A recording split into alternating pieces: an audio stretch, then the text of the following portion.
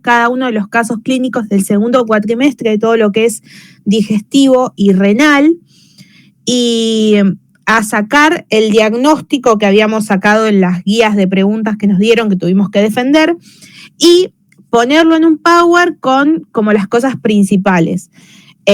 Más que nada teniendo en cuenta que los que tuvieron el simulacro y los que no y lo pudieron ver, era muy orientado a, bueno, una persona viene, tiene tal y tal síntoma, ¿qué harían? ¿Qué le pedirían en un laboratorio? ¿Qué estudio complementario? Más allá de que también está la parte de lo que es lo estrictamente teórico, que eso sería lo de las guías.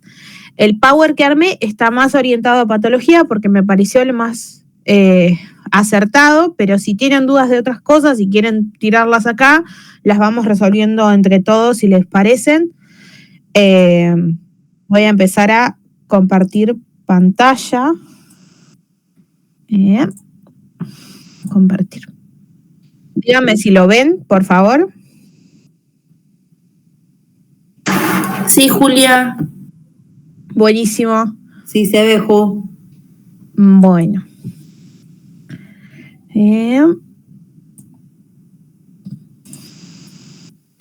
Bueno, este es el primer caso. Sigo admitiendo gente. No sé si se acuerdan de este primer caso. Sandra, que tiene 20 años, consulta por cansancio constante, dolor abdominal, de localización difusa y bien trinchado. Tiene deposiciones abundantes y con la materia fecal que flota en el agua del inodoro. Al examen físico se encuentra bajo peso corporal, piel seca, cabello opaco y quebradizo, pérdida del esmalte dental, lengua geográfica y distensión abdominal. Si ustedes se acuerdan, cuando arrancamos este cuatrimestre, la primer patología que vimos fue celiaquía. Hice como un pequeño resumencito de lo que es la enfermedad celíaca. Bueno, dice, la enfermedad celíaca es una condición crónica del sistema inmunitario que se desencadena por la ingesta de gluten. Hablamos un poco de los síntomas. Traté de remarcar lo que son los síntomas de Sandra, de esta primer paciente, usuaria, o como quieran llamarle, perdón que lo tenga tan marcado. Vimos las preguntas como cómo pueden explicarse los signos y síntomas de Sandra. Estoy tratando como de tomar un poco también de la guía. El cansancio y los dolores abdominales. El cansancio mayoritariamente tiene que ver con una mala absorción, porque tiene un déficit nutricional, porque si ustedes recuerdan, lo que causaba en gran parte la enfermedad celíaca es la pérdida de las vellosidades intestinales. Entonces empezamos primero es una leve pérdida, pero si eso no se controla o no se diagnostica y se trata con una dieta sin gluten, al perder cada vez más las vellosidades intestinales, entramos en un déficit nutricional crónico. Acá estamos. En cuanto a los métodos diagnósticos, me pareció importante remarcar el tema de que la prueba definitiva para el diagnóstico de celiaquía, que esto es algo que vimos en laboratorio, es la biopsia intestinal. Puse la imagen de lo que es lo que vimos en laboratorio y quise poner esta clasificación de Marsh, que es cuánto está atrofiado o no la vellosidad intestinal. Lo puse así más que nada porque sé que hay muchos, en especial la gente de mi comisión, que no vimos un microscopio en todo el año. Entonces, no teníamos ni idea de qué era lo que teníamos que dibujar o qué es lo que teníamos que ver. Me pareció como importante compartírselos. Después, en cuanto a serología, esto es como más un dato de color, no lo vimos en gran profundidad en lo que es laboratorio, Pero bueno, hay un estudio serológico, hay varios, este es el más conocido, que es el de la transglutaminasa tisular. Es una prueba de laboratorio, se te saca sangre y es una prueba que detecta si tenés intolerancia o alergia al gluten.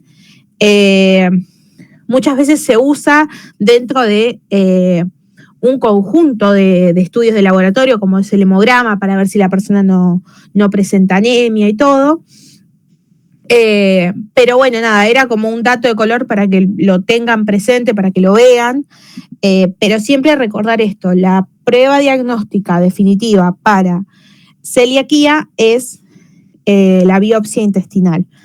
Después, si tenemos que hablar de alteraciones, por ejemplo, en el hemograma, puede tener anemia por el tema del déficit de absorción. Más que nada es la anemia ferropénica lo que se suele presentar, que lo vamos a ver más adelante porque hay una parte de anemia ferropénica. ¿Hay alguna duda, algo que no les cierre, que no entiendan de la parte de celiaquía? ¿Algo que quieran preguntar?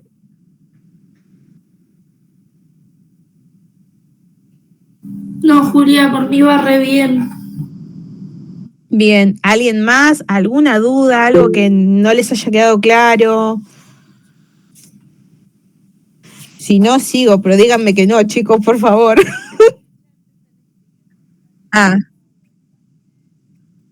Todo bien por ahora. Genial. Ahí lo abrí el chat, no lo había abierto, perdón. Gracias, Mel. Bueno, para seguir, tenemos el seminario de la semana 2. Tenemos a Norberto, 64 años, desocupado. Se cayó en la casa, se golpeó la pantorrilla y tiene un hematoma muy grande. Se encuentra vigil y globalmente orientado. Esto quiere decir que está ubicado en espacio y tiempo, sabe quién es, dónde está, por qué él fue al centro de salud. Con la mirada vidriosa, esto fue algo que debatimos en mi comisión, a ver si había una terminología médica para la mirada vidriosa, y según mi docente, que es la profesora San Román, nos dijo que no, y hubo ahí como un debate de por qué se nos nombraba o por qué no, y hablando con algunos médicos clínicos, me comentaban que seguramente lo pusieron por una cuestión de que quizás había consumido alcohol previo a llegar al centro de salud, esto como un dato de por qué está ahí en el caso. Y la nariz enrojecida con varias arañas vasculares. Tiene el abdomen distendido y los tobillos hinchados. En la pantorrilla izquierda se evidencia una lesión morada a verdosa que de forma elíptica de 30 centímetros de largo por 15 centímetros en el sitio más ancho. Eso quiere decir que tiene un hematoma súper grande. A la palpación del reborde hepático, recuerden que la palpación del reborde hepático es donde termina lo que se llama la parrilla costal. A la palpación del reborde hepático se registran bordes irregulares con gran aumento de la consistencia. No sé si todos lo vieron en el laboratorio de habilidades clínicas, pero para los que no, recuerden que cuando uno palpa el reborde hepático, sí llega a poder palpar el hígado, porque lo que también se nos dice es que un hígado sano generalmente no se palpa a menos que la persona sea muy, muy delgada. Si llegan a palpar el hígado, es como una ondita que se siente en los pulpejos de los dedos, el cual es una línea súper recta, que no tiene rebordes, que uno no le siente como si fuese un serruchito, como para que se imaginen. Así que se registran bordes irregulares, eso quiere decir que tiene como unas onditas, como para que se lo imaginen y para que lo tengan en la cabeza. Se le pregunta si consume alcohol habitualmente. Él responde que muy de vez en cuando se toma un vasito de algo, pero la hija refiere que bebe 1 litro diario de vino tinto, al menos desde que ella tiene memoria. No sé si estaba en... sí, lo de hormona de crecimiento, que es lo que están preguntando en el chat, sí. Estamos yendo como en orden del cuatrimestre, pero sí. Va a estar lo de hormona de crecimiento. Está casi al final porque es lo último que vimos. Volviendo al tema del alcohol, no sé si era en bases, creo que está el texto, que habla de qué significa para la Organización Mundial de la Salud tener un consumo problemático de alcohol, y habla de beber por lo menos 2 copas a la semana.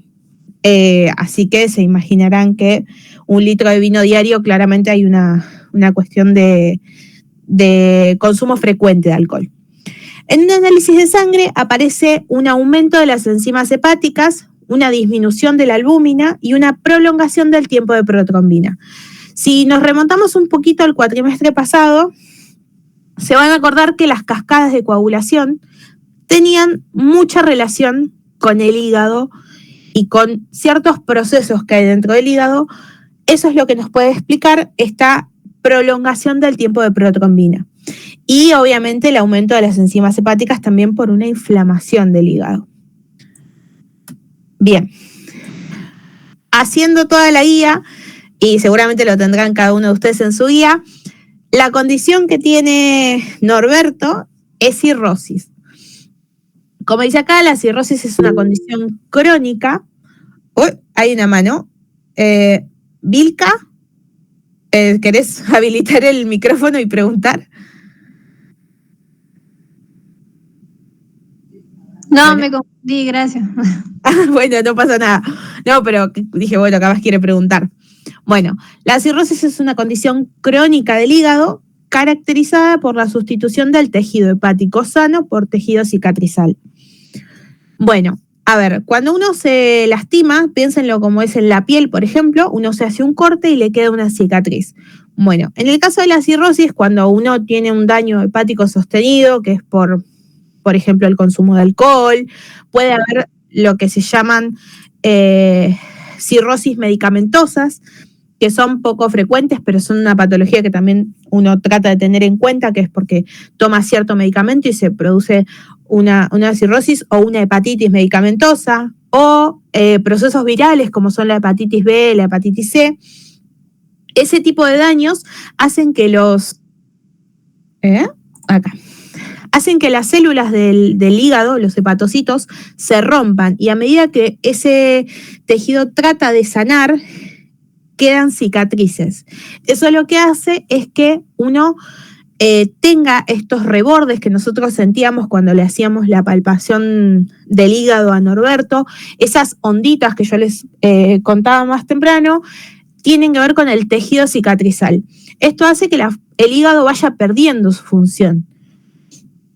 Después tenemos, por un lado, lo que son síntomas iniciales y lo que son síntomas avanzados. Yo acá remarqué en negrita los síntomas que más nos nombran de Norberto.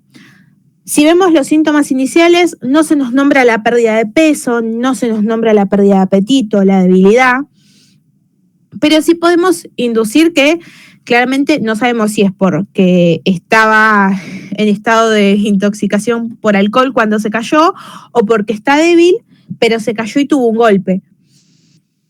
Y después lo que son los síntomas avanzados, que es la ictericia, que por lo menos acá no nos lo nombra, la ascitis, que es la acumulación de líquido en el abdomen, que son esas panzas que seguramente lo deben de haber visto en las fotos que subió la cátedra, esas panzas así como en forma de globo muy grandes. Generalmente lo que pasa es que el abdomen se llena de líquido, entonces eso hay que drenarlo en algún punto. También el edema, que es la hinchazón en las piernas y en los tobillos, que si recuerdan, por esta parte de acá dice, tiene el abdomen distendido y los tobillos hinchados. Eso quiere decir que está edematizado, tiene edema. Admitir a todos. Ahí estamos. Tiene hematomas y sangrado fácil.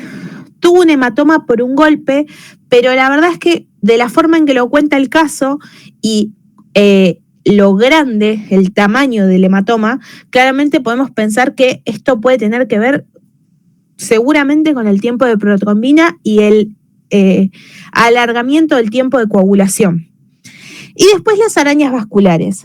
De las arañas vasculares lo que es importante saber es que cuando nosotros, por ejemplo, hacemos el examen físico de un paciente que tiene problemas hepáticos, uno puede encontrar, no solo en la nariz, como nos nombraban acá, sino en el abdomen, las arañitas, las famosas arañitas.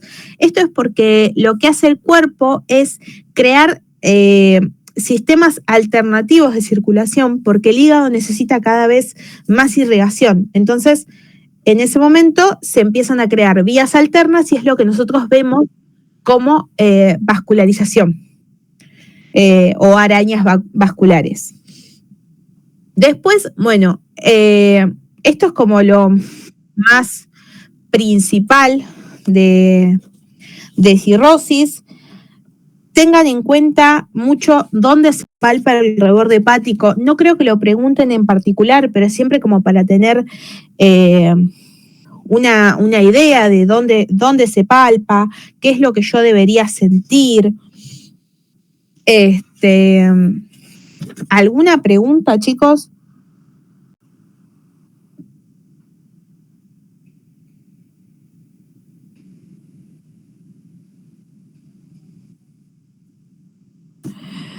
Bueno, estoy mirando a ver si me falta algo en la guía, más que nada para... Creo que también es importante que recuerden esto que es súper importante. El hígado sano habla de una persona sana. Esto es algo que repitió hasta el cansancio mi docente y que creo que nos puede servir a todos. El hígado interviene en un montón de procesos. Interviene en factores de la coagulación, interviene en el volumen sanguíneo, interviene en el almacenamiento de glucosa y en la liberación de glucosa al torrente sanguíneo cuando lo necesitamos. Entonces, la necesidad de un hígado sano es como súper importante para mantener tanto la homeostasis del cuerpo como la salud en general. Estos son los métodos diagnósticos. ¿Qué le hubiésemos hecho a este hombre? Bueno, pruebas de función hepática, la fosfatasa alcalina, la bilirrubina total, conjugada. No creo que pregunten tan en detalle, pero ténganlo así como en ojito. El hemograma, más que nada para saber, a ver cómo está, si no tiene anemia, si hay alteraciones en ahí está. Si hay alteraciones en la parte roja, y las pruebas de coagulación por el tiempo de protrombina. Y después la ecografía abdominal, que es lo que más se usa. Tomografía y resonancia también se usan, pero es como una imagen más detallada, más específica. En la ecografía abdominal vamos a poder ver si hay líquido libre para detectar si hay ascitis o no.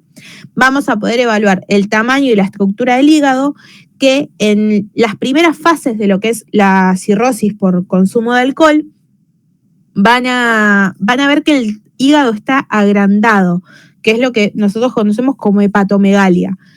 Pero en cirrosis mucho más avanzadas, el hígado se achica, desciende de esa inflamación, vuelve primero a su tamaño normal y después se sigue achicharrando y se queda chiquitito como una pasa. Se arruga mucho y pierde mucho de su tamaño y obviamente de su función.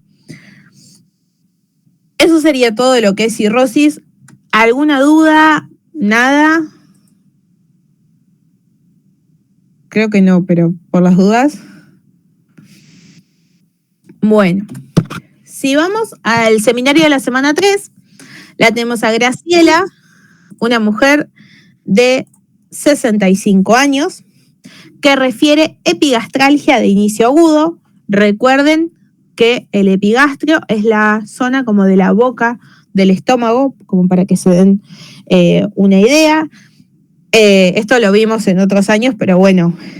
Qué bueno esto, Cande. Yo tengo las arañas vasculares como telangiectasia. Eso es muy bueno. Traten de aprenderse así los nombres. A mí me cuesta mucho eso, pero todo lo que puedan saber con ese tipo de nombres está buenísimo.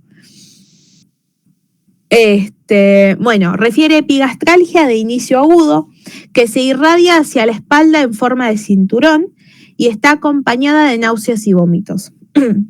Comenta que cuando comenzó a sentirse mal pensó que era la vesícula porque tiene diagnóstico de colelitiasis y que se vuelve sintomática recurrentemente y está a la espera de un turno para la cirugía.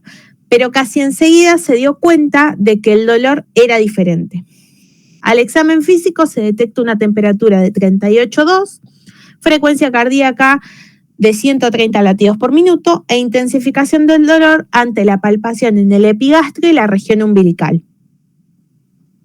Para este caso decidí arrancar por la colecistitis aguda, porque me pareció importante saber más o menos de dónde vamos y hacia dónde venimos.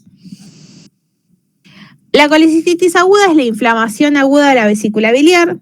Generalmente es porque está obstruido el conducto cístico por cálculos biliares, las famosas piedras en la vesícula. Esta obstrucción conduce a la acumulación de bilis en la vesícula, lo que provoca inflamación e irritación de la pared vesicular.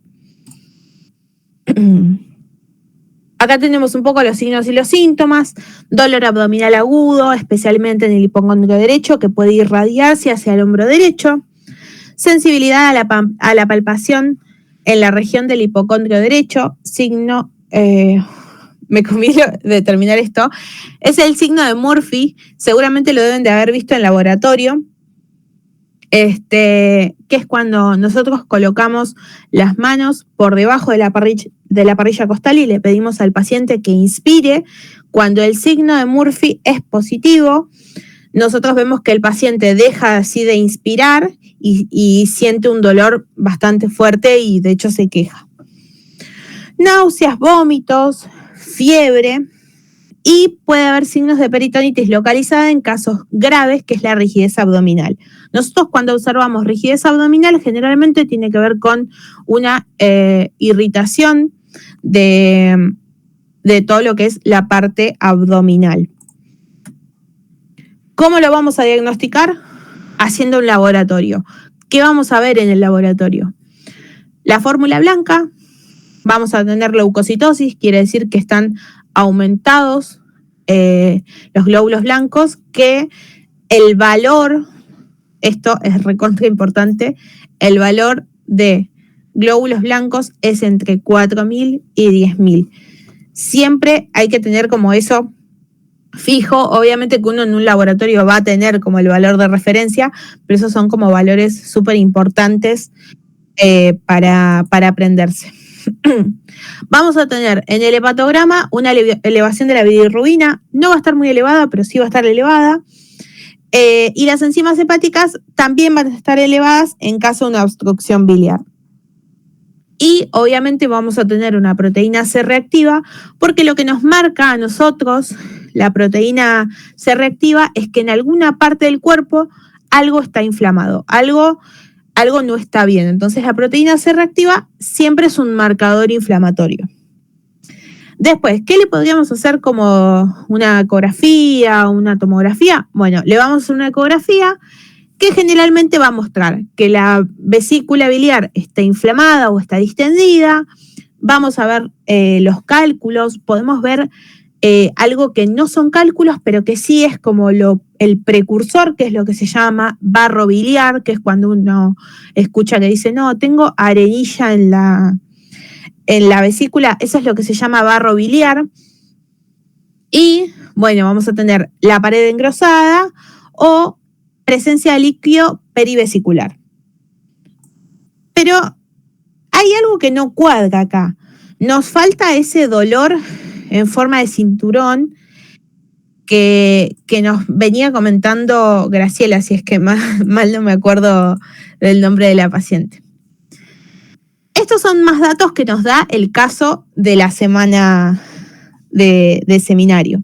Se realiza una ecografía abdominal en la que se observan múltiples imágenes sólidas, móviles y de pequeño tamaño. Esto quiere decir que son las famosas piedritas o cálculos biliares. Y no se puede distinguir el páncreas. Se solicita entonces una tomografía axial computada de abdomen en la que se detecta un aumento del tamaño de la cabeza del páncreas y un reforzamiento heterogéneo del parénquima. Esto nos habla de cómo están las paredes del páncreas. Algo que es muy importante que como que tengan como a la luz, es que cuando nosotros pedimos un estudio de imágenes, cuando el páncreas es un signo que después lo pueden buscar, se le llama el signo del borramiento del páncreas. Cuando hay borramiento del páncreas, generalmente es porque está inflamado. Los análisis de sangre que habían solicitado arrojan los siguientes resultados: hemograma, serie roja sin particularidades, un recuento leucocitario de 13.000 a predominio leucocitario. Eso quiere decir que los glóbulos blancos están elevados. Eso quiere decir que hay infección. El hepatograma, hay un leve aumento de la bilirrubina directa y el resto de los parámetros están sin particularidades. La proteína C reactiva está aumentada, esto porque nos está diciendo que, hay algo inflamado. Esto es lo que nos está diciendo la proteína C reactiva. Y por otro lado, tenemos a la amilasa y a la lipasa aumentadas. ¿Qué eran la amilasa y la lipasa? Esto es recontra importante. La amilasa y la lipasa son dos enzimas. La amilasa es la enzima que se encarga de degradar lo que son los hidratos de carbono y la lipasa es la enzima encargada de degradar los ácidos grasos, los lípidos. Entonces, pero si recordamos un poco de lo que vimos de páncreas, quien excreta el páncreas, quien excreta la amilasa y la lipasa, ya les hice un spoiler, quien excreta la amilasa y la lipasa es el páncreas. Entonces, tenemos que empezar a pensar en otro diagnóstico, que es la pancreatitis aguda, que es el verdadero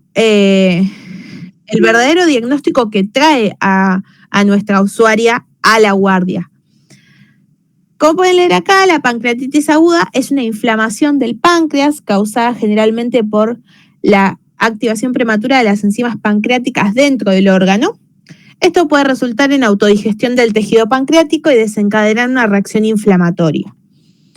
Ahora, cuando yo digo la activación prematura de las enzimas pancreáticas dentro del órgano, quiere decir que la amilasa y la lipasa no tienen que actuar adentro del páncreas.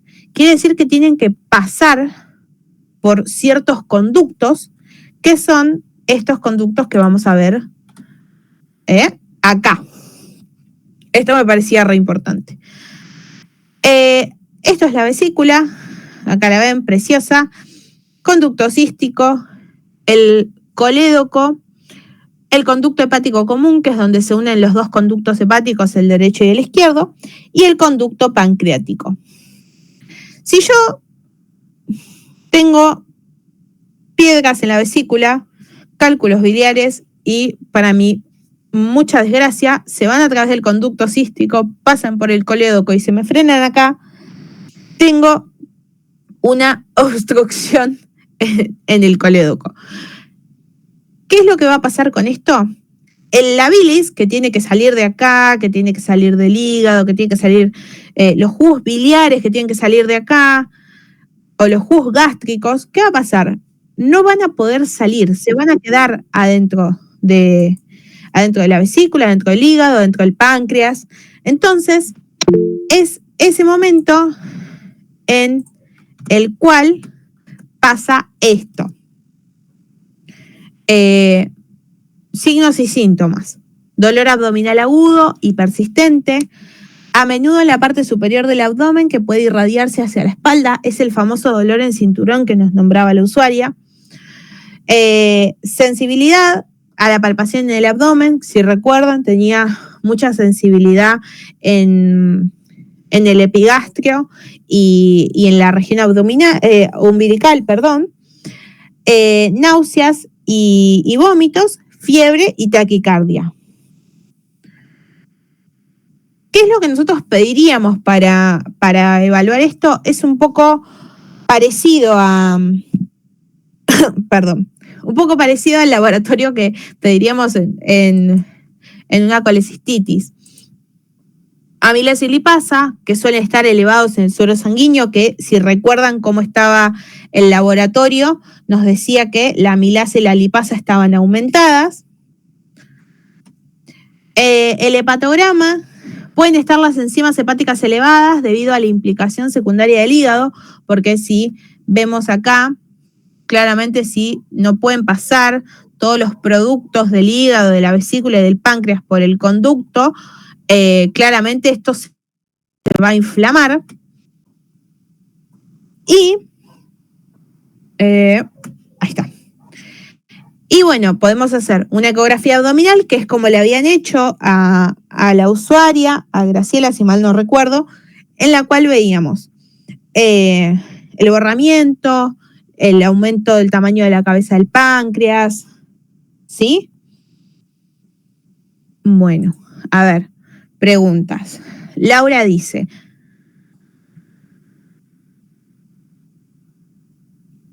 a mí me preguntaron de la tripsina, que es la enzima que degrada proteínas. También, yo en este Power no puse a la tripsina y a la quimiotripsina porque no lo hablaba el caso. Pero sí es importante tenerlo en cuenta, bien, Laura, admitir. Es importante tenerlo en cuenta porque es una pregunta que pueden llegar a hacer. ¿Qué hacen la tripsina, la quimiotripsina? Son rompen mediante hidrólisis los enlaces péptidos entre los aminoácidos que forman las proteínas. Si solo se tapa el colédoco, las enzimas pancreáticas deberían pasar al duodeno porque la ampolla de váter está bien. O estoy hablando al gas. Sí, pero el tema es que por el tipo de sintomatología que tenía Graciela, claramente la tapada no la tenemos ni acá, que sería como lo, entre comillas, muchas comillas, lo menos grave. Tenemos esto acá. ¿Y qué es lo que nos marca que probablemente la obstrucción está acá? El aumento de la amilasa y la lipasa. En caso de pancreatitis aguda, ¿también se puede pedir un hemograma? Sí, obvio. A ver, la justificación de por qué pedir un hemograma, yo si les tengo que decir yo, lo que respondería en este momento es: todo el mundo pide un hemograma. No sé por qué se pediría un hemograma. La verdad, se suele pedir. En el hemograma, generalmente en la mayoría de los lugares, tiene que entrar la fórmula blanca. Entonces, si nosotros tenemos que ver, hay lugares que no entra, pero en la mayoría, si nosotros tenemos que ver la fórmula leucocitaria y entra dentro del hemograma, tenemos que pedir sí o sí un hemograma. Bueno, claro, es lo que dice Candelaria. Bien. Ya estamos en la semana 5. Vamos, súper rápido.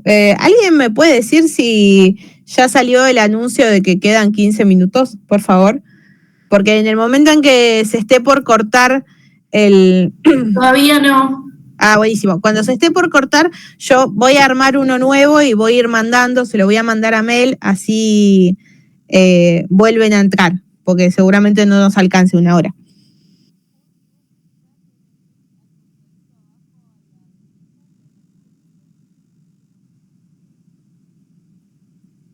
Ah, buenísimo. Sí, 16 minutos. Gracias, Mel. Bueno, semana 5. Para cerrar, del anterior, ¿hay dudas? ¿Hay preguntas?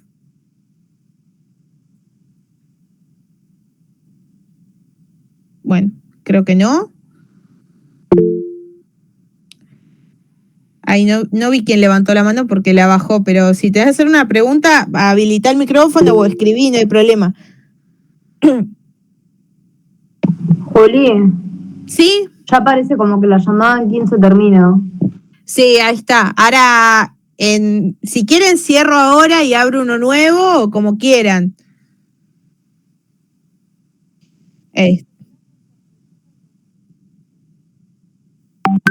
Buenísimo. Bueno, seminario 5. Santino, de 10 años, es traído al control pediátrico. Cuando le preguntan cómo le va en la escuela, responde que con las materias no tiene problemas, pero sí con sus compañeros, que lo cargan diciéndole gordo. El niño pesa 46 kilos y mide 1,45. Le gustaría jugar al hockey, pero aunque tiene un polideportivo a 2 cuadras de su casa, no lo hace por miedo a recibir burlas, porque es un deporte de nenas. Y además él juega mal a todo.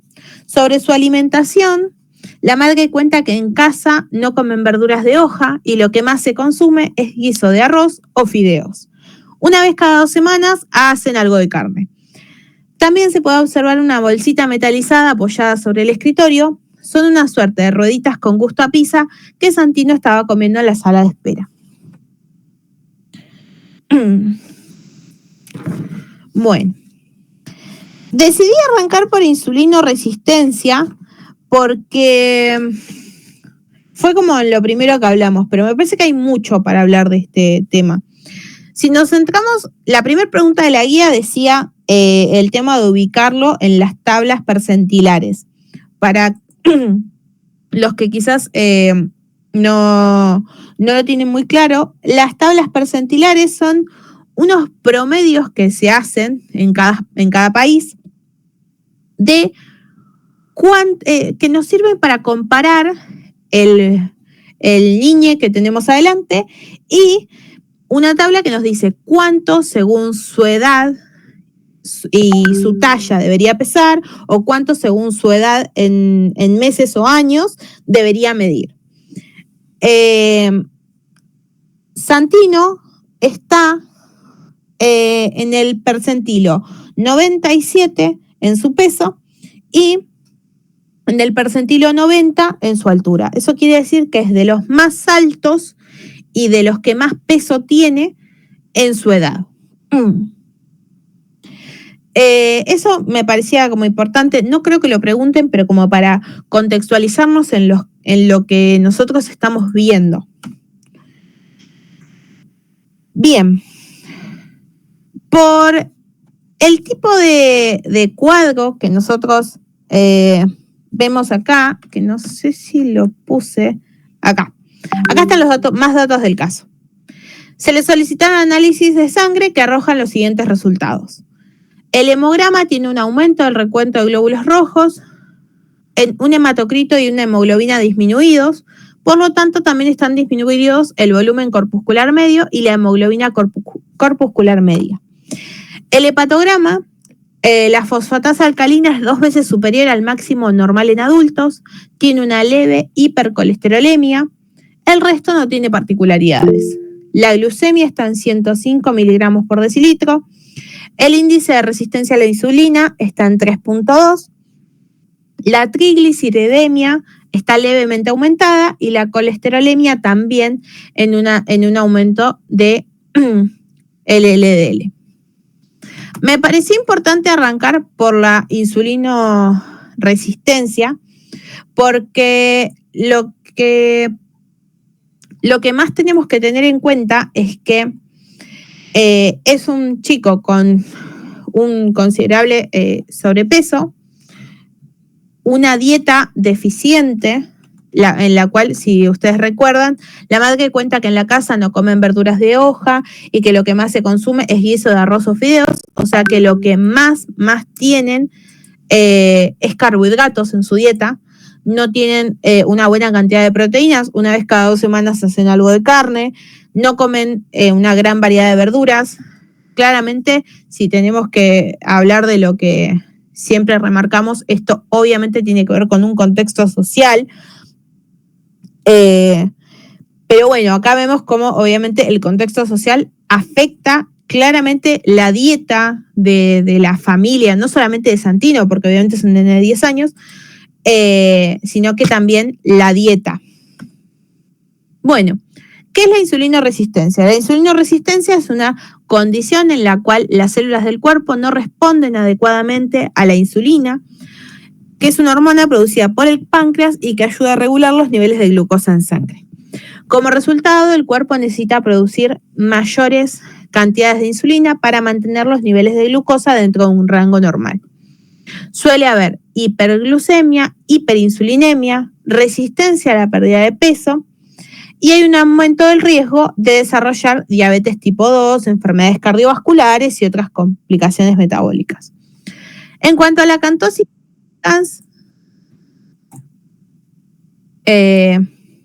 no sé si todos lo habrán visto, la acanthosis nigricans es cuando, por ejemplo, en los pliegues, por debajo de las axilas, en la ingle, en el cuello, en los pliegues del cuello, se forma como una... la piel se pone como aterciopelada y la coloración se vuelve más oscura. Muchas veces en el desconocimiento uno puede decir, hoy no se baña bien, está sucio. No, es una coloración que toma la piel. Tiene que ver justamente con la insulinoresistencia. ¿Cómo vamos a diagnosticar esto? Tenemos varias cosas, que es algo que han hecho con Santino, Santino, que está dentro de esto. Para arrancar, tenemos la prueba de glucosa en ayunas, que es, yo tengo al menos 8 horas de ayuno, voy, me saco sangre y me miden cuánta glucosa tengo en sangre. Los valores normales son por debajo de 100 miligramos por decilitro. Santino tiene 105, lo cual nos da un poquito de alerta, como que hay que ponerle cuidado. La prediabetes, que es una concepción que algunos profesionales lo aceptan y algunos profesionales no. Quiero que esto lo tengan en consideración. Hay bibliografías que hablan de la prediabetes, por eso preferí ponerlo, que es como no inmediatamente si uno tiene 101 de glucosa en ayunas, uno es diabético. A eso me parecía como importante ponerlo. Y bueno, la diabetes de 126 miligramos sobre decilitro o más. Que lo mismo, una medición de esto no quiere decir automáticamente que somos diabéticos ni que Santino fuese diabético. Les aviso que quedan 7 minutos. Después tenemos las pruebas de tolerancia oral a la glucosa, que es uno llega al centro de salud en ayunas, le sacan sangre, le dan una solución que está preparada con 75 gramos de glucosa. Uno la tiene que tomar y 2 horas después se le hace una extracción de sangre y se vuelven a medir los valores de glucosa. Esto nos sirve para ver cómo el cuerpo maneja una gran carga de glucosa. A ver, la insulina funciona como tiene que funcionar, el cuerpo metaboliza la glucosa como la tiene que metabolizar. En caso de que sí, vamos a tener un valor normal de menos de 140 miligramos sobre decilitro a 2 horas después de habernos tomado esa... Es como una limonada muy dulce que te preparan con los 75 gramos de glucosa. La prediabetes es un nivel entre 140 y 199 miligramos sobre decilitro y diabetes de 200 para arriba. Después está el modelo homeostático de evaluación de la resistencia a la insulina, que es lo que a Santino le miden acá como el OMA, es este valor de acá. Es un cálculo matemático, como dice acá, que nos permite saber el nivel de resistencia a la insulina. Lo normal es que esté por debajo de 2.5. Lo que nos marca insulinoresistencia es que esté mayor o igual a 2.5. Y como vemos acá, Santino tiene un 3.2 del índice de resistencia a la insulina. Insulinemia. La insulinemia es un estudio que a mí me pareció importante como dárselos como dentro de este grupo. Ahí estamos. Como dentro de este grupo de estudios, la insulinemia es un estudio extra que se suele pedir, que mide la cantidad de niveles, o sea, los niveles de insulina en sangre en ayunas o después de la carga de glucosa. se mide en conjunto con las pruebas de glucosa en ayunas o con las pruebas de tolerancia a la glucosa. Esto nos permite saber si es que tenemos una patología que el páncreas no está excretando insulina o es que directamente la tenemos pero el cuerpo no la puede utilizar. Porque es importante también tener en cuenta que los niveles altos de triglicéridos, de colesterol, hacen que los receptores donde la glucosa puede ingresar a la célula se pueden tapar con lípidos. Si esos lugarcitos por donde entra la glucosa se tapan, nosotros tenemos este tipo de problemas relacionados con la diabetes y con la insulinoresistencia. Es por eso que a nosotros nos relacionan tanto los triglicéridos y el colesterol con, por ejemplo, la insulinoresistencia. Por eso es importante ver que también tiene una leve hipercolesterolemia, no es que está súper pasado, no sé, no tiene el colesterol total en 500. Está alto, sí, y eso es lo que nos puede responder a la insulinoresistencia que tiene. Chicos, le queda 3 minutos a esto. Si quieren, cerramos, abro uno nuevo y seguimos.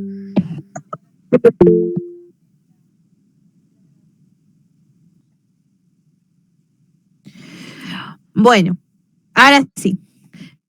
Si tenemos que seguir analizando lo que nos están hablando de Santino, me parece importante este datito de acá, de que la fosfatasa alcalina es 2 veces superior al máximo valor en adultos. La fosfatasa alcalina es algo que a nosotros nos va a decir que puede ser que haya un proceso de crecimiento, porque la fosfatasa alcalina es algo que suele aumentarse cuando hay crecimiento en los huesos. Es normal que ciertos valores estén un poco más alto en niños, sobre todo en la edad de Santino, que tiene 10 años, que está creciendo, pero no suele ser un valor 2 veces superior al valor máximo normal en adultos. La fosfatasa alcalina no solo lo podemos utilizar como un marcador de crecimiento óseo, sino que también lo usamos como un marcador de daño hepático. Lo que esto la verdad que no lo habla el caso, yo lo hablé con mi docente y me parece piola compartírselos, que en el caso de Santino puede ser que nos esté marcando más una cuestión de daño hepático por el conjunto de datos clínicos que nos da, el tema de la resistencia a la insulina, la hipercolesterolemia. Nos puede hablar más de una cuestión de daño hepático que de una cuestión de crecimiento óseo. Eso como para que lo tengan en cuenta. La verdad que el caso no lo desarrolla mucho, no habla de eso, así que nada, lo tiro como para que lo tengan ahí rebotando en la cabeza. Pero otra cosa como re importante que tenemos que ver es que hay un hematocrito y una hemoglobina disminuidos. Entonces, si nosotros recordamos un poco, recordamos que un síndrome que nos disminuye el hematocrito y la hemoglobina es la anemia. En este caso, lo que buscó el caso que nosotros trabajemos en conjunto con el tema de la dieta y la falta de consumir proteínas. Habla de carnes, pero también entendemos que puede haber proteínas que no son de origen animal, quiero dejar eso en claro, pero cuando el caso nos dice que solo comen muchos carbohidratos porque es a lo que más consumen diariamente, nos lleva a hablar de la anemia ferropénica. La anemia ferropénica es la anemia más frecuente, sobre todo en las infancias del conurbano bonaerense. Eso como para que lo tengan como en vistas. Como ven acá, la anemia ferropénica es un tipo de anemia causada por una deficiencia de hierro en el cuerpo. El hierro es esencial para la producción de hemoglobina, la proteína en los glóbulos rojos que transporta el oxígeno a los tejidos del cuerpo. La falta de hierro resulta en una disminución en la producción de hemoglobina y glóbulos rojos, lo que lleva a una reducción en la capacidad de la sangre para transportar oxígeno.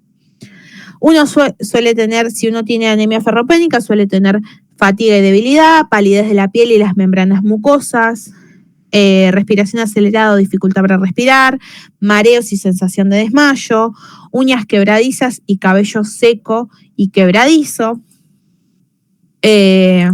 Bien, ¿cómo vamos a diagnosticar una anemia ferropénica? Básicamente, con un hemograma ya estamos casi que hechos por completo.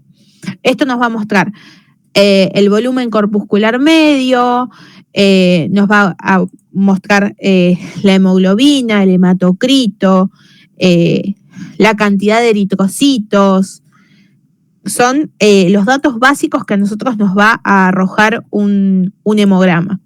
Pero además, si quisiésemos ser más específicos para ver si la anemia es específicamente ferropénica, podríamos pedir una ferritina sérica, que mide los niveles de ferritina, que es la proteína que guarda el hierro dentro del cuerpo.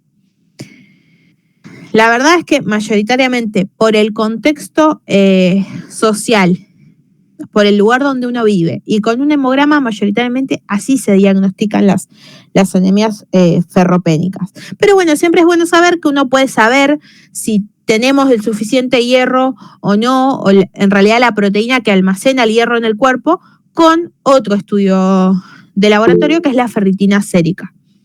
Bien, podría ser una anemia microcítica por el volumen corpuscular medio del HCM.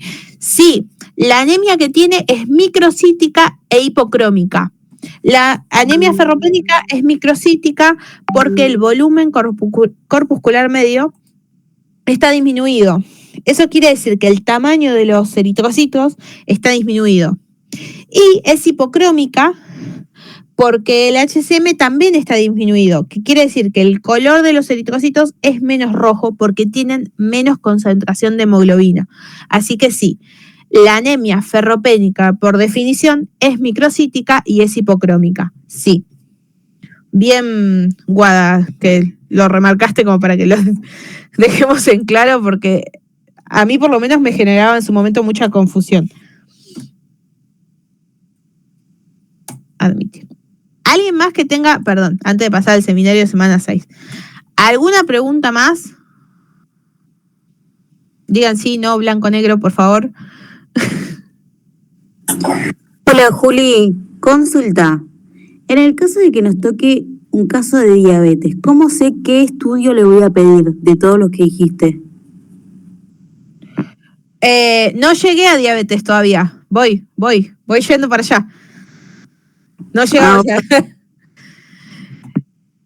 Va a está más adelante. Está como un par de diapositivas más adelante, no sé cuánto, pero está.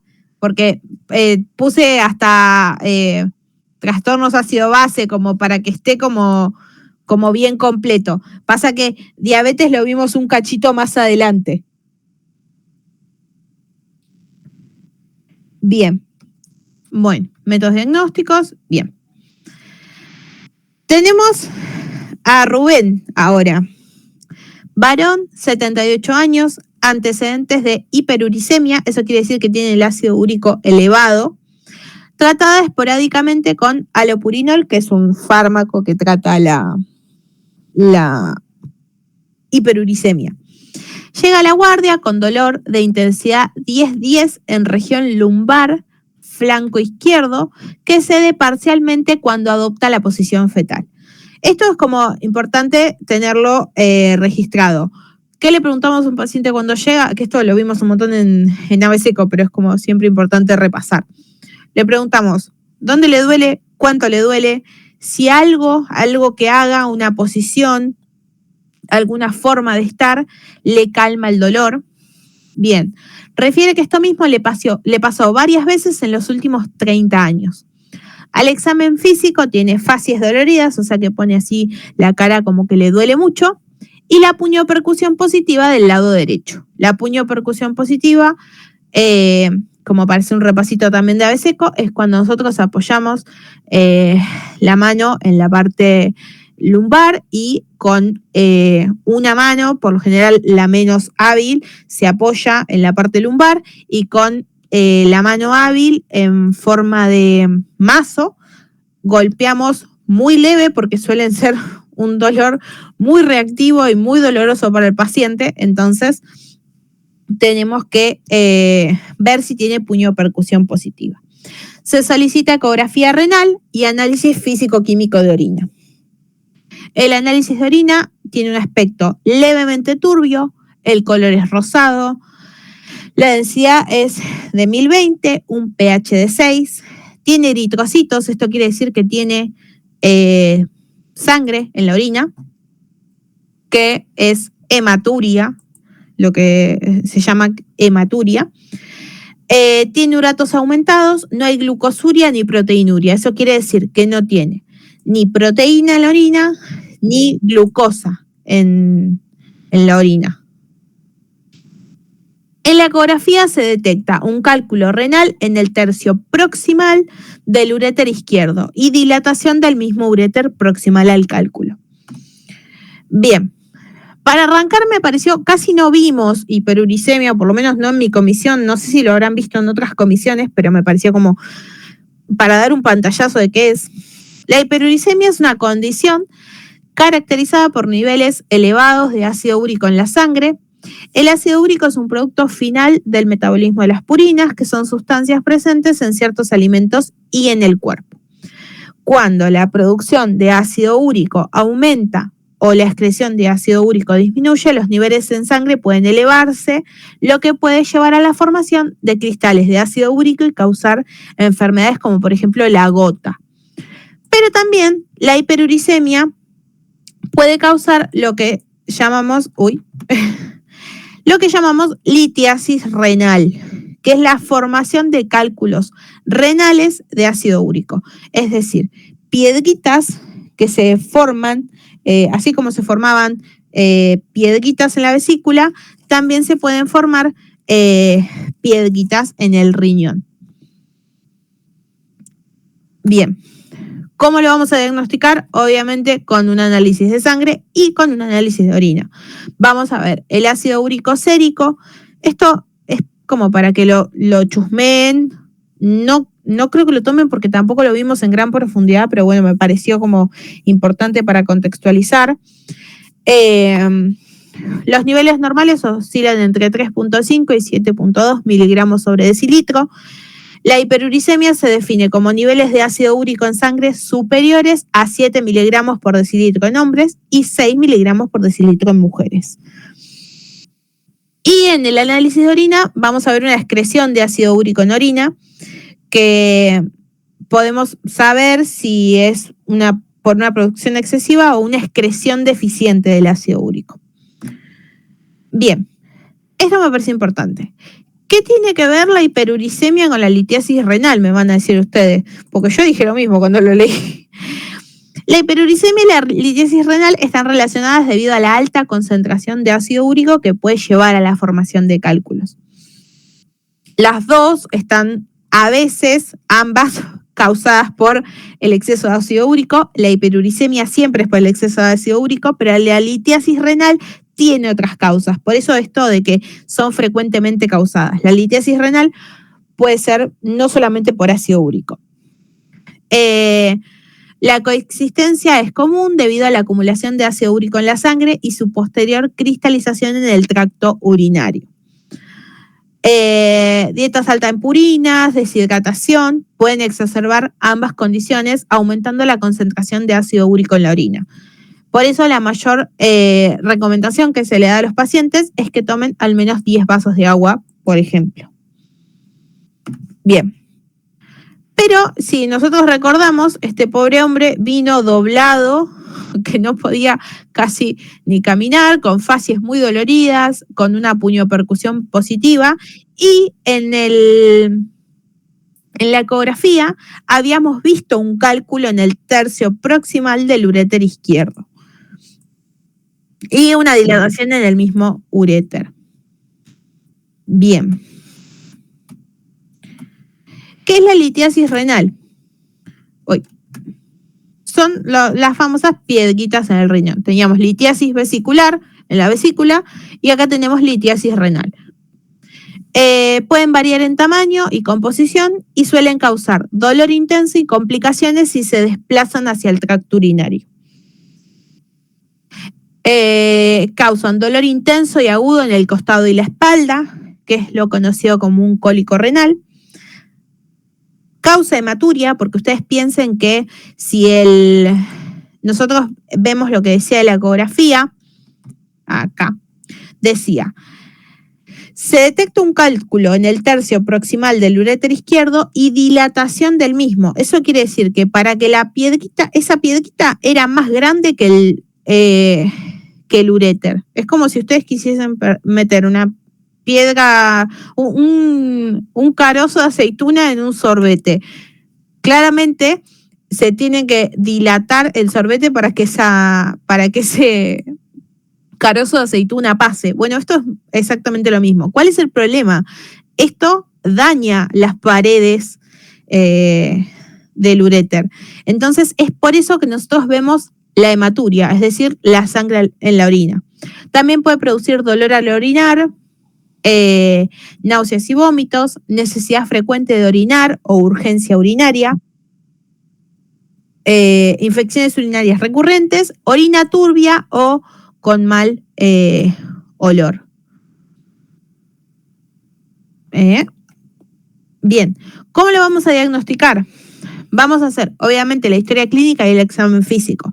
Vamos a ver si ya había tenido este dolor, cuándo, si ya había consultado, si había tenido antecedentes de cálculos renales. Vamos a hacer, obviamente, el análisis de orina, que fue lo que se le hizo. Se detecta hematuria, infecciones y cristales urinarios. Un análisis de sangre, porque vamos a evaluar niveles de calcio, porque también puede haber cálculos que están formados de calcio. El ácido úrico vamos a evaluar y otras sustancias que pueden contribuir a la formación de cálculo. Y en cuanto a imágenes diagnósticas, es útil realizar una ecografía, que es lo que le hicieron a este paciente. Bien, en cuanto a esto, ¿hay alguna duda? ¿Algo que quieran preguntar?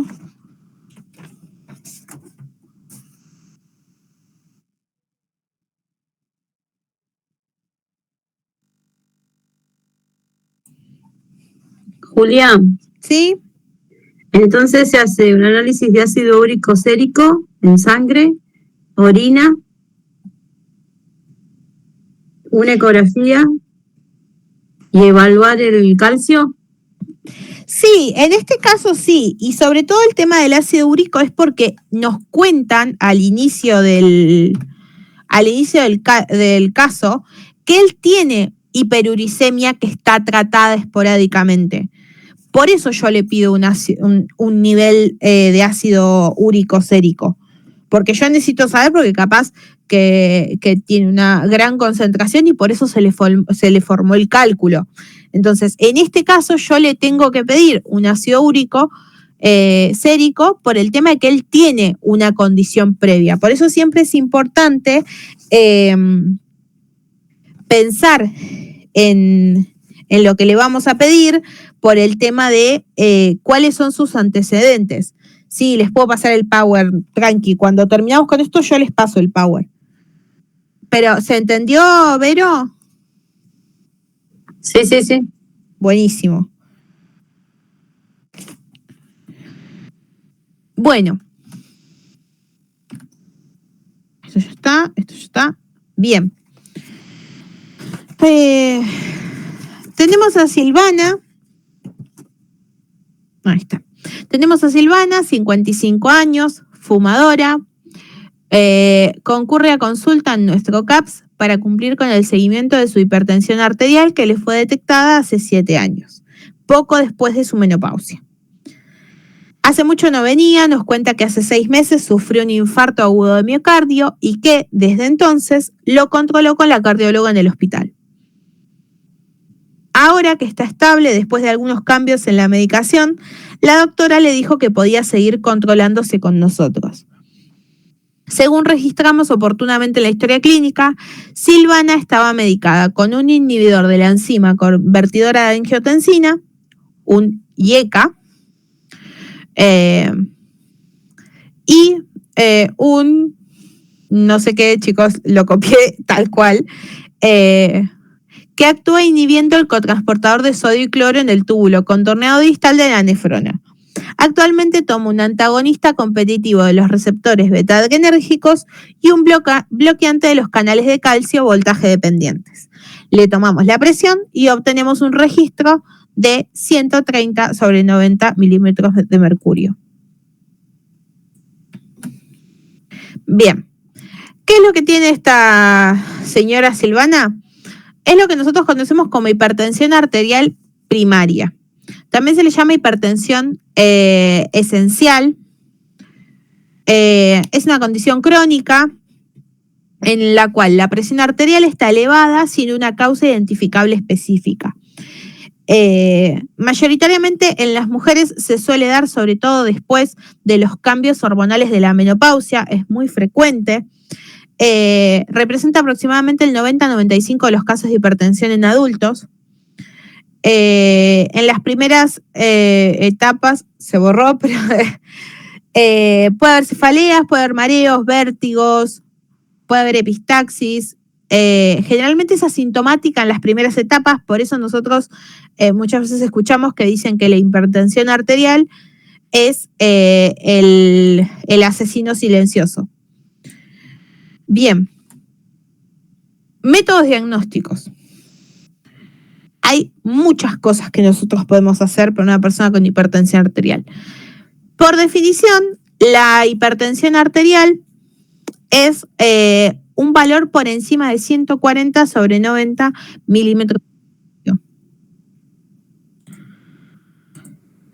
Hay que realizar múltiples mediciones en diferentes ocasiones para confirmar el diagnóstico, porque obviamente si viene alguien que, no sé, vino alguien corriendo al centro de salud y yo lo siento y le tomo la presión y tiene, no sé, 150/90, no le puedo decir, no, señor, usted es hipertenso. No, claramente no. Se evalúan los factores de riesgo y los síntomas asociados. Ella ya venía estando tratada, tenía una medicación que venía tomando, que es el inhibidor de la enzima convertidora de angiotensina, y la medicación que actúa como inhibiendo el cotransportador de sodio y cloro. Pero si tenemos que, según lo que nos dice acá, evaluar factores de riesgo y síntomas asociados, nosotros tenemos que pensar que Silvana es posmenopáusica, está en la posmenopausia, y es fumadora crónica de 15 cigarrillos al día. Entonces, esos son los factores de riesgo y síntomas asociados, en específico los factores de riesgo que nosotros tenemos que evaluar. Después podemos hacer un montón de otras cosas. Podemos hacer un análisis de sangre y orina, que vamos a evaluar la función renal, porque recuerden siempre que la hipertensión y la diabetes suelen dañar la función renal. Vamos a ver niveles de electrolitos, glucosa, perfiles lipídicos para evaluar si tiene triglicéridos altos, colesterol alto, ver si no acompaña la diabetes, hace diagnóstico o no. También podemos ver el electrocardiograma, hacerle un electrocardiograma para detectar daño cardíaco, que este estudio seguramente se lo deben de haber hecho cuando sufrió el infarto agudo de miocardio, y lo debe de haber hecho la cardióloga que la vio en el hospital. Un ecocardiograma, lo mismo, es otro estudio complementario que seguramente debe haber hecho la cardióloga. Y también lo que conocemos como MAPA, que es el monitoreo ambulatorio de la presión arterial, que es cuando nos ponen ese como tensiómetro digital, que nos lo ponen en el brazo y estamos 24 horas haciendo nuestra vida normal, seguimos con nuestra cotidianeidad, y 24 horas después nos sacan eso y ven cómo estuvo nuestra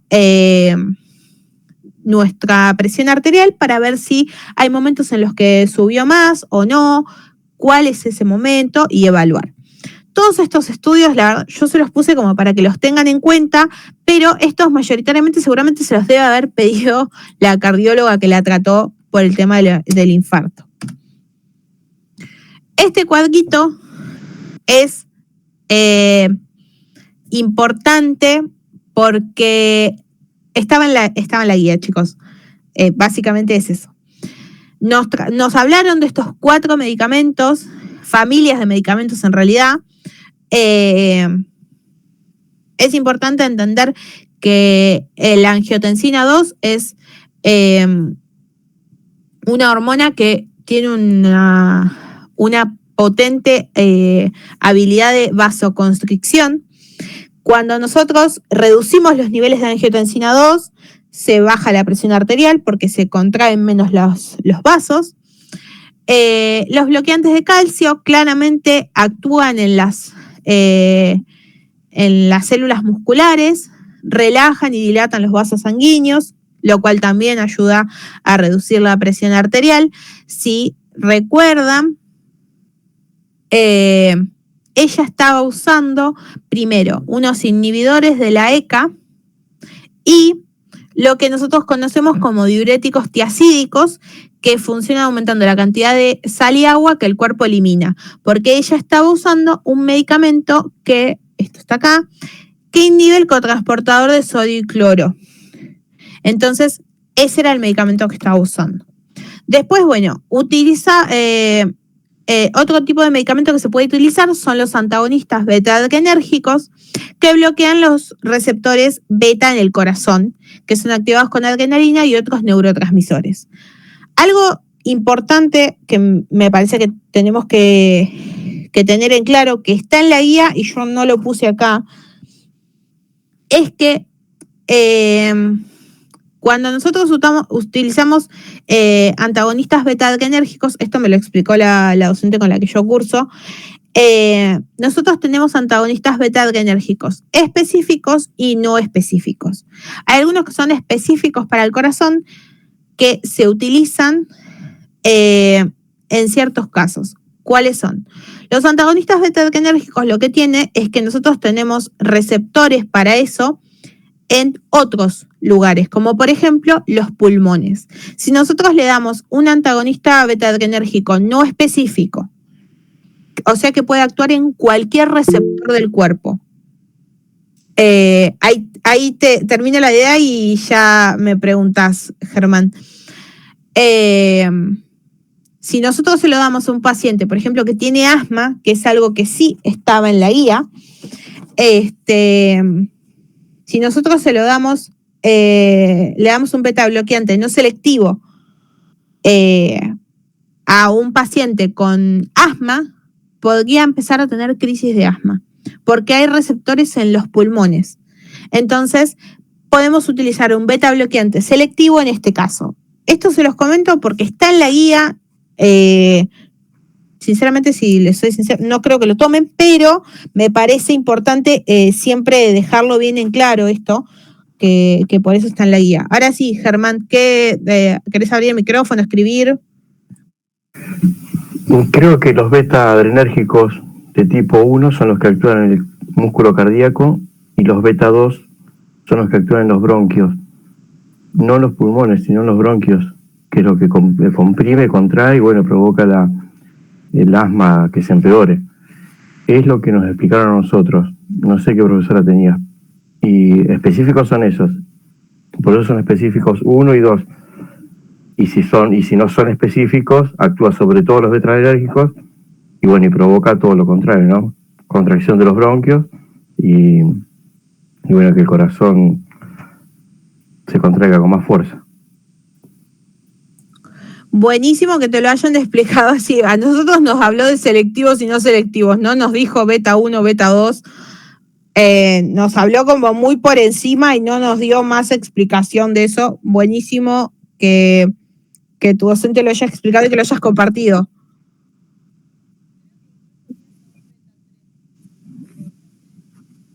Sí, no, el beta 3 no lo pasaron por arriba porque no es tan específico, sí, no es tan estudiado todavía. Buenísimo. Así me dijeron.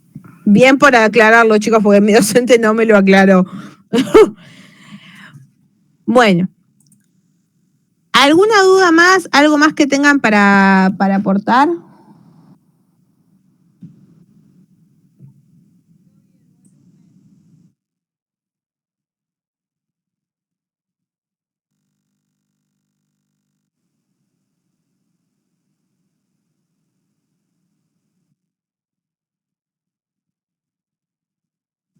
Julián, ¿Sí? ¿hablaron de la hormona de crecimiento? No, todavía no, porque está casi al final, porque es de los últimos temas que vimos. Ah, bueno, dale.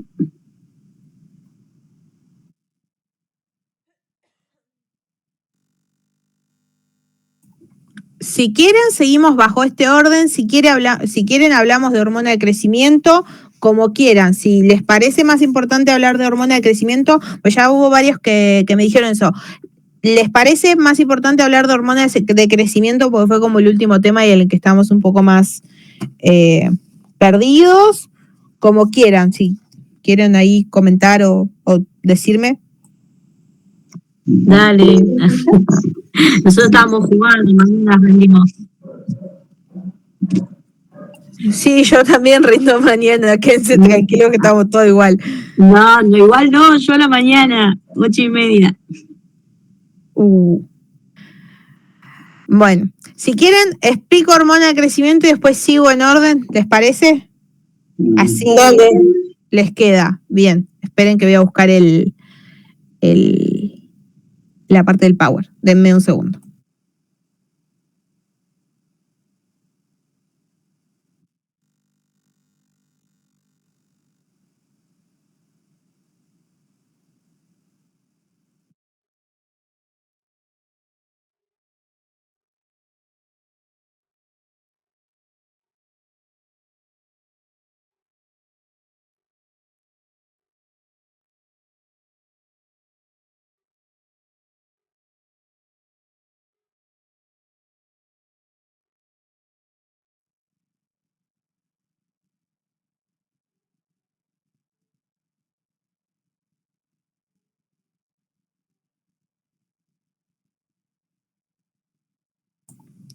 Bueno, este es el caso que vimos para lo que es crecimiento. Envejecimiento, crecimiento. Bien. NF de 8 años y 9 meses es traído a la consulta por sus padres. Refieren que el niño tiene berrinches inapropiados para su edad. Cuando se enoja, rompe cosas y golpea a los demás, especialmente a su padre. La hipótesis de la pareja parental es que el pequeño se encuentra desconcertado frente a los cambios que ha sufrido su cuerpo los últimos meses. Al examen físico, el niño se encuentra 4.3 determinaciones por sobre el percentilo 50 para el peso y 3.5 determinaciones por sobre el percentilo 50 para la talla. O sea que es tiene más peso y es más alto que el promedio para su edad. Sus genitales externos están en un estadio 4 de Turner y el vello púbico está en un estadio 3. Se observa acantosis nigricans en el pliegue del cuello y las axilas. Bien. Lo que se debatió, por lo menos en mi comisión, y a lo que todos arribamos como diagnóstico, es que está teniendo una pubertad precoz. La pubertad precoz es el inicio de los cambios físicos y hormonales, es decir, el inicio de del desarrollo de los caracteres sexuales secundarios.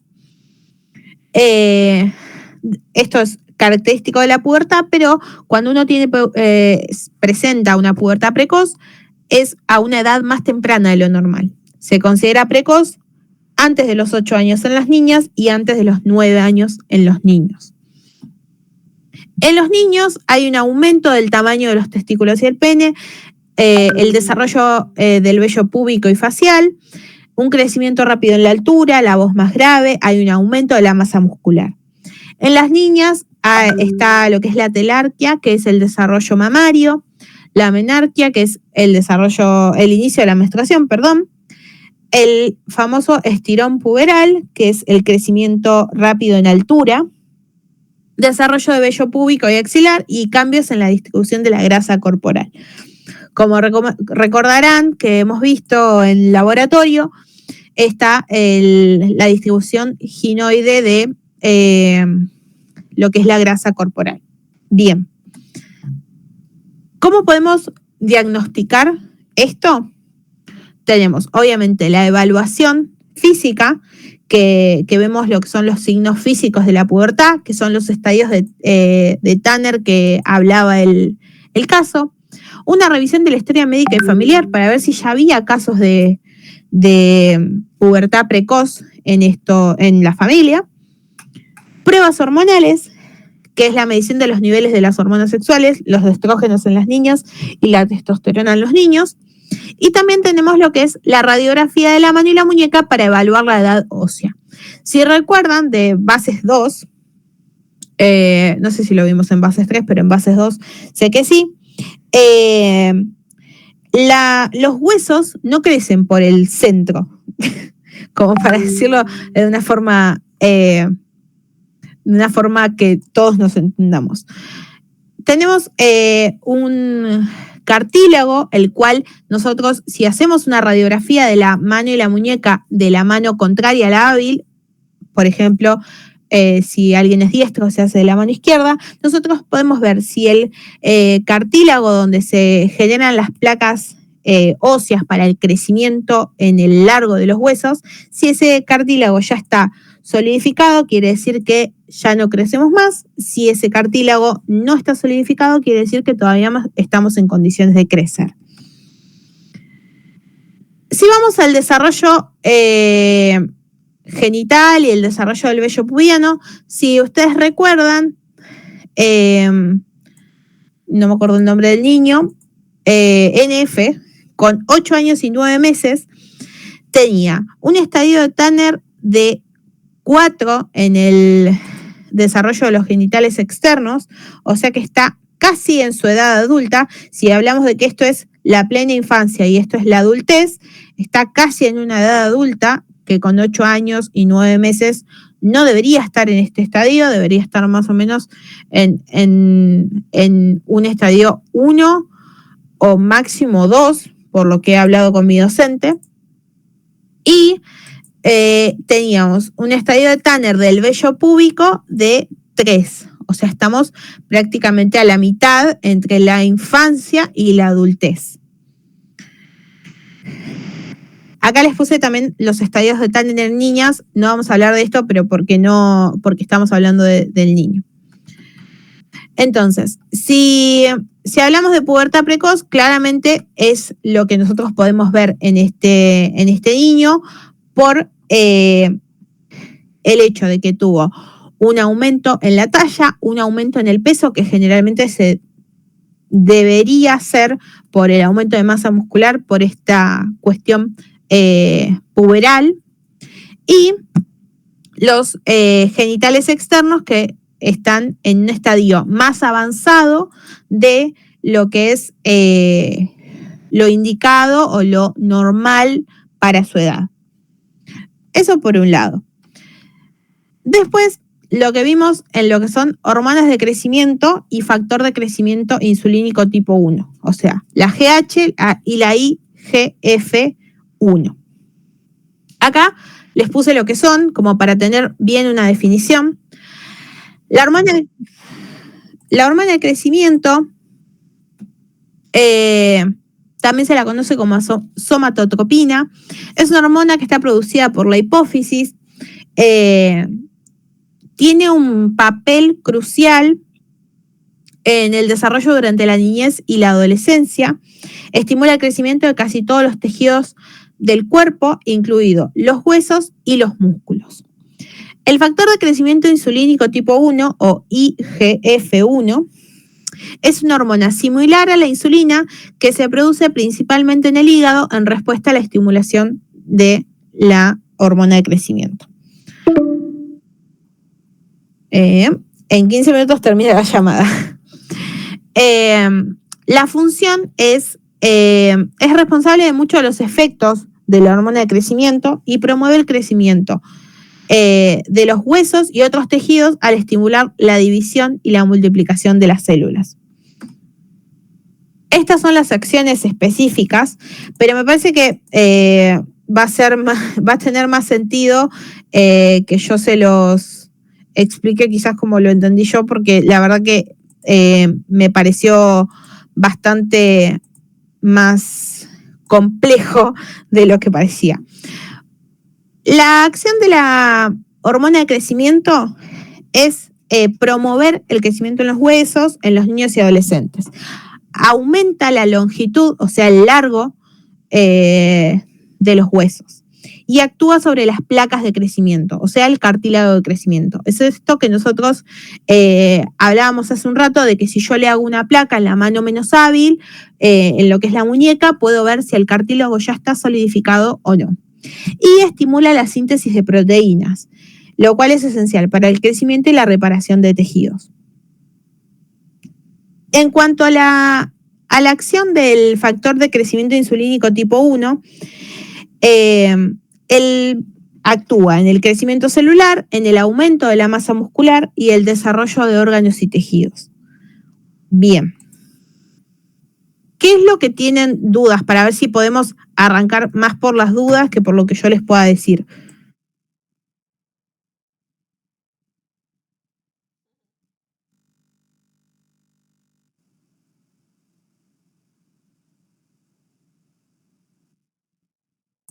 Chicos.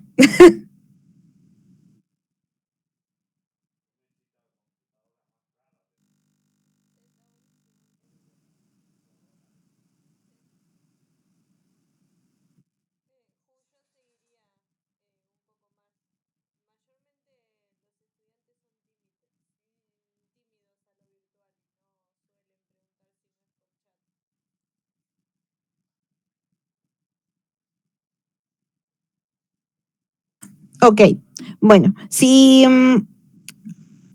tuviésemos que explicarlo como de una manera sencilla, como para entenderlo, la hormona de crecimiento... Juli, Sí, escúchame, yo te digo como yo lo entendí y vos me decís que la agrego. ok, a ver, dale. GHRH, que está en el hipotálamo, es procuradora y liberadora de la hormona GH, que esta al mismo tiempo regula la déficit de la IGF-1. Sinteticé todo lo que vos estás diciendo, pero es así, ¿y qué más? Claro, vos estás hablando de la hormona liberadora de la hormona de crecimiento. O sea, la hormona... ¿Cómo el camino? De cómo llegar, porque si no vos te pones a pensar y decís, ¿cómo hace? ¿Cómo se activa? ¿Cómo se libera? ¿Cómo se secreta? Claro, el hipotálamo produce esta hormona liberadora de la hormona de crecimiento. Parece como Y la un GH, trabalengua. Claro. Y la envía a la glándula pituitaria o el hipotálamo, como nosotros decimos. Esto libera, en este momento se libera la GH, o sea, la hormona de crecimiento, y es como que la hormona de crecimiento le dice al hígado que produzca el factor de crecimiento insulínico tipo 1 o la IGF-1.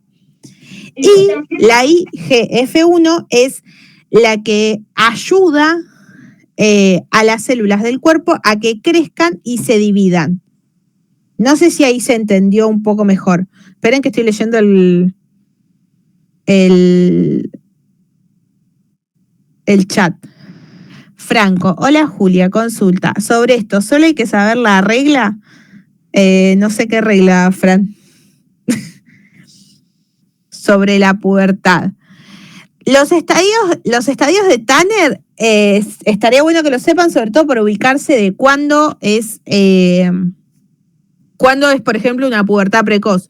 Yo, con saber que este chico de 8 años y 9 meses tenía un estadio de Tanner del desarrollo genital de 4, sé que está casi en adulto. Entonces sé que si a los 8 años y 9 meses no debería estar ahí. Eso estaría bueno que como que se ubiquen en eso.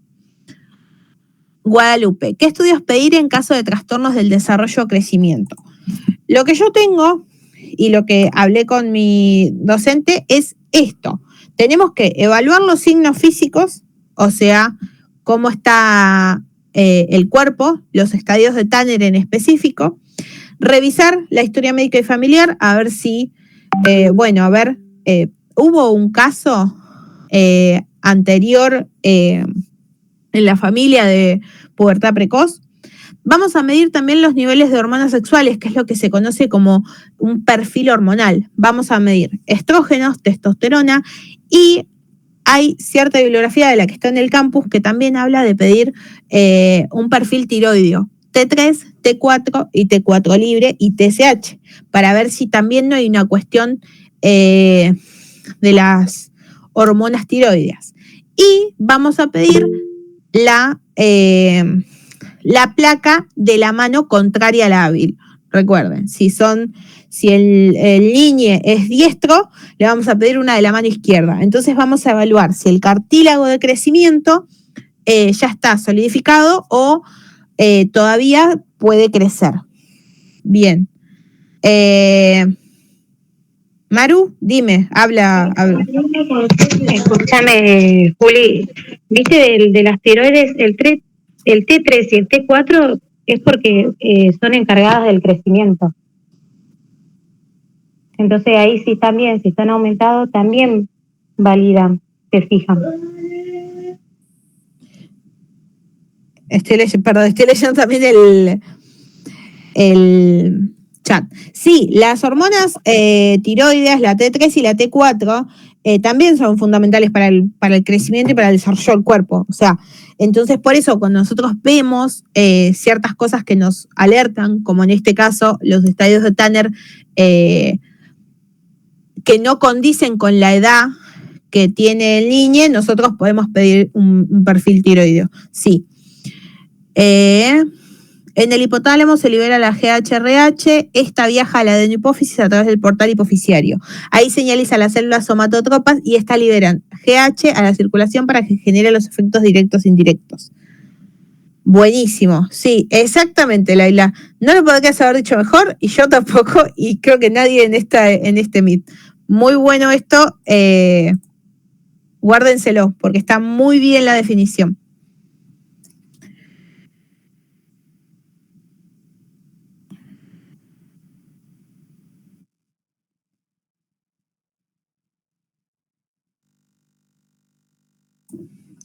Bien. Julia, Sí. si tengo una alteración en la hormona, ¿cuál sería?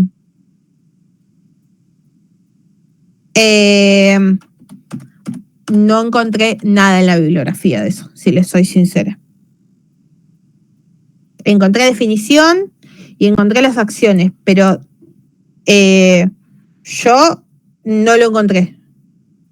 No sé si alguien que lo haya encontrado, capaz está bueno. Ahí Leila sigue mandando cosas.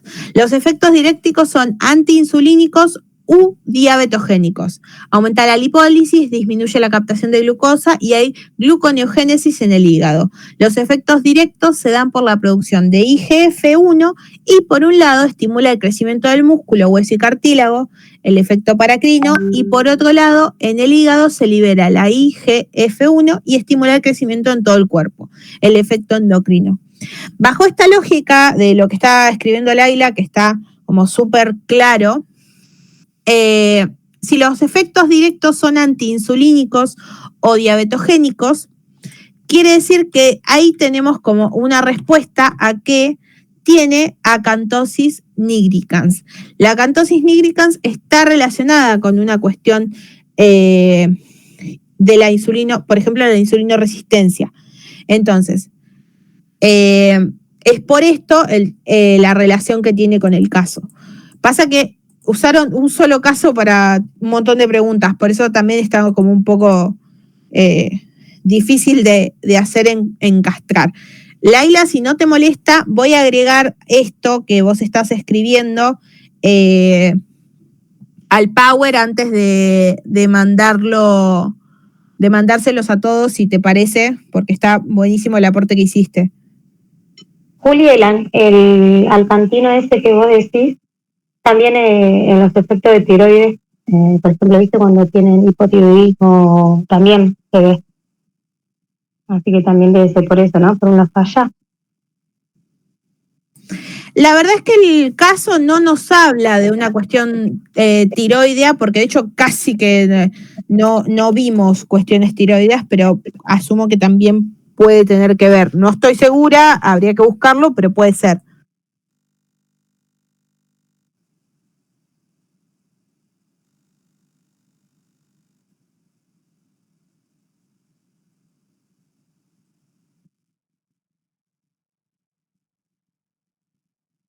Buenísimo, ya me quedé con eso para agregarlo. Esto hasta acá es lo que tengo de hormona de crecimiento. Está buenísimo lo que aportó el águila como para darle un broche. La verdad es lo que vimos nosotros. ¿Algo más que alguien quiera aportar? ¿Alguna duda? Capaz que otro la puede responder. Aunque sea por el chat, yo lo leo, no hay problema.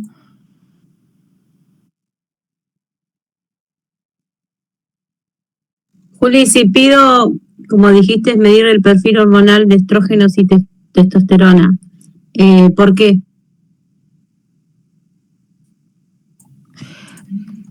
Porque, como vemos acá, los estrógenos y la testosterona son las hormonas que se empiezan a segregar cuando uno tiene el desarrollo hormonal y el desarrollo sexual. Son las hormonas sexuales por excelencia, entonces por eso nosotros queremos medirlas y ver cómo están, porque eso también nos permite evaluar en qué estado está el cuerpo de esa persona, si tiene un desarrollo precoz para la edad que tiene. Juli, ¿podés explicar algo, si entendés algo de ese enanismo y gigantismo?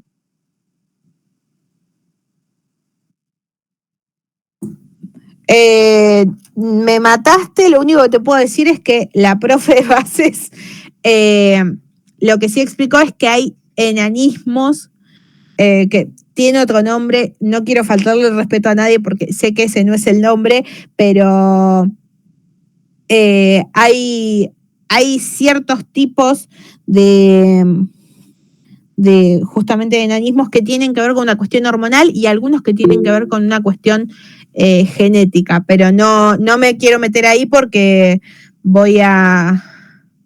Bien, Candelaria, la acondroplasia es la más común. Acondroplastia es lo genético del enanismo. Buenísimo, Candelaria, yo no tenía ni idea y no quería meter la pata. Porque hoy estábamos hablando con Vero y ella me dijo, Vero, decí la palabra, y estaba la deducción si era buena. Acromegalia. Era la deducción de saber cuál de los dos. Si la acromegalia es el exceso de hormona.